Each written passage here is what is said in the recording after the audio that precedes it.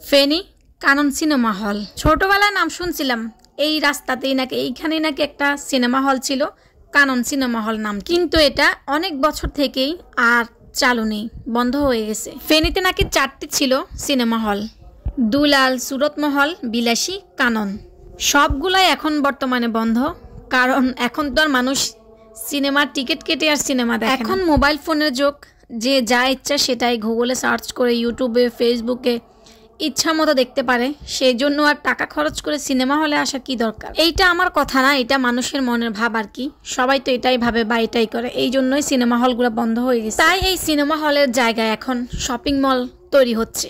কানন cinema হলটি 1978 সালের দিকে মাস্টারপাড়া মোড়ে কানন সিনেমা হল চালু হয়, যা আমাদের ফেনী জেলার মধ্যে বিনোদনের একটা বিরাট আকারের কেন্দ্রবিন্দু ছিল। দর্শক কমে যাওয়ায় একে একে সব হল বন্ধ হয়ে যায়। সর্বশেষ দুলাল হলটিও ভেঙে ফেলা হয়। এই কানন সিনেমা হল এখন ফেনী জেলার মধ্যে শুধু একটা সোনালী অতীত, যেটা আমাদের ফেনী শহরের বিনোদন জগতের পরিবর্তনের সাক্ষ্য দেয়।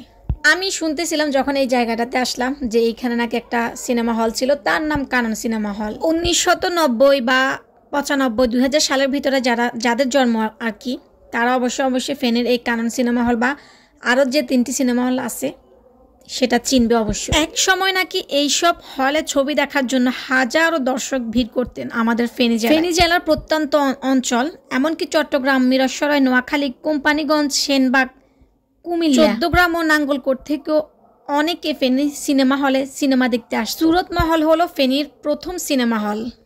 তখন নাকি আমাদের ফেনী শহরের প্রাণকেন্দ্র ট্রাং রোডে সুরতমহল ছিল। গত কয়েক বছর ধরেই একে একে ফেনীতে সব হল বন্ধ হয়ে যাওয়ায় অনেকেই আবার আফসোস করতেছে। আসলেই আগের দিনগুলো যে অনেক অনেক মধুর, অনেক অনেক ভালো যায়, এইটা সবাই বলে। তবে হ্যাঁ, এই ফেনীর সিনেমা হল নিয়ে আমার কোনো ধারণা ছিল না, আমি জানতামও না। অনেক আগে অনেক আপু ভাইয়াদের কাছ থেকেও শুনছি যে এইরকম আমাদের ফেনীতে অনেকগুলো সিনেমা হল ছিল। আমার ফেনীর আপুরা ভাইয়ারা, আপনারা কে কে এই সিনেমা হলগুলো থেকে সিনেমা দেখছেন, অবশ্যই আপনাদের অভিজ্ঞতা শেয়ার করবেন। আর আমার এই ভিডিওটা কেউ খারাপ ভাবে নেবেন না, কারণ এইটাও আমাদের ফেনীরই একটা অংশ। হঠাৎ এই সিনেমা হলের ঘটনাগুলো শুনেই তাই আপনাদের সাথে শেয়ার করলাম।